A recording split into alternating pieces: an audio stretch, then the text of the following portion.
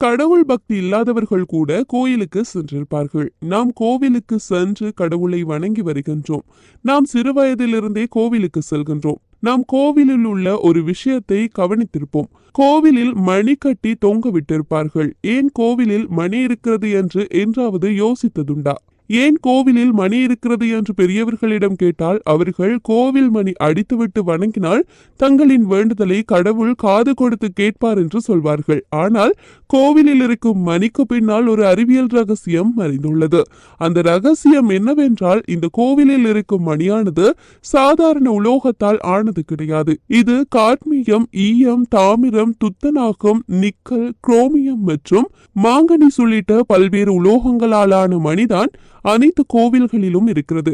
கோவிலில் இருக்கும் மணியை அடிக்கும் போது அது கூர்மையான மற்றும் நீடித்த ஒலியை ஏற்படுத்துகிறது. சரியாக சொல்ல போனால் இந்த ஒளியானது 7 வினாடிகள் வரை ஒளியை ஏற்படுத்துகிறது.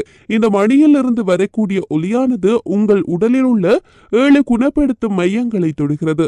இதன் காரணமாக உங்கள் மூளையானது எதை பற்றியும் சிந்திக்காமல் அமைதியான நிலையை அடைகிறது. அது மட்டுமில்லாமல் கோவிலில் மணி அடிக்கும் போது அதிலிருந்து வெளிவரும் ஓசையானது மனதில் இருக்கும் எதிர்மறை எண்ணங்களை போக்குகிறது. மனதிற்கும் உடலுக்கும் நேர்மறையான எண்ணங்களை அதிகரிக்க செய்கிறது. கோவிலில் மணி அடிப்பதால் நம் மனது அமைதி பெற்று நேர்மையான எண்ணங்களை சிந்திக்க செய்கிறது.